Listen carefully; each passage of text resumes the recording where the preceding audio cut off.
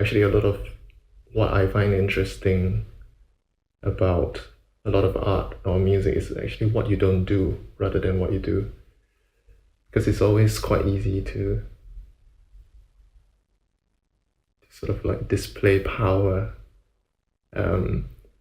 But actually when you're a really good artist or when you're a really good musician, I don't think it becomes so important anymore to demonstrate a particular kind of skill, but I think actually to make something with a certain philosophy or spirit behind it.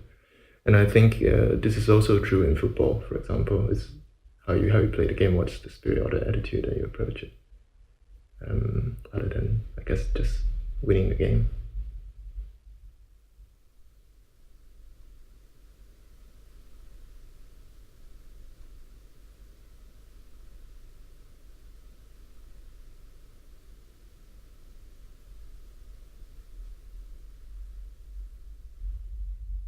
Let me explain the game first. Yes, please.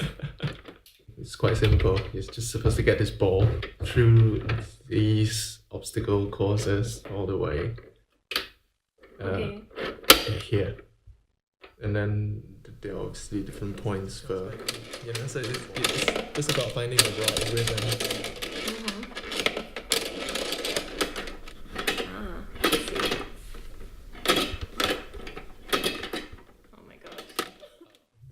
It's really, really great memories. And what I find fascinating about it now is that, I mean, when I'm trying to play it as an adult, and I still find it so difficult. It's actually quite demanding in terms of your psychomotor skills and your hand-eye coordination. And a lot of it's actually quite counterintuitive to what you think you can actually do.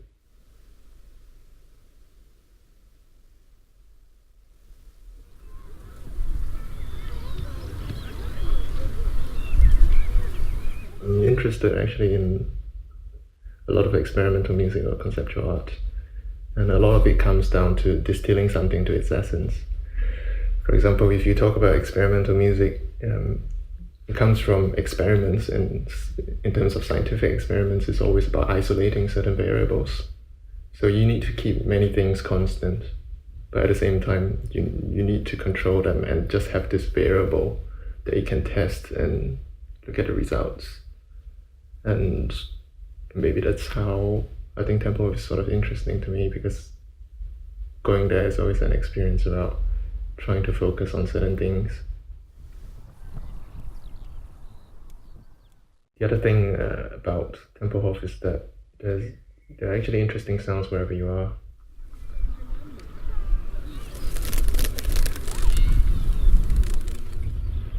It could be the birds which you can't see, or the red and white tape that we were talking about. When the wind blows, it starts flapping, and at a really, really high speed, and it almost sounds electronic, like this clicking. It's almost like electronic music.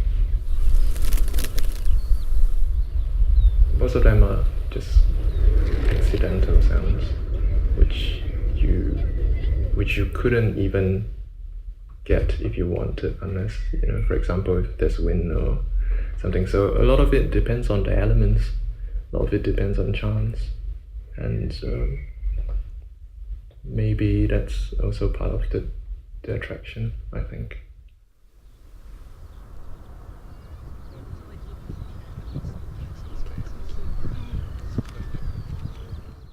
I guess a lot of the fascination that comes to me from Tempelhof, it comes from the fact that I don't understand a lot about what's actually going on. That's what makes things interesting. It's ignorance, basically, that I bring to Tempelhof. Yeah.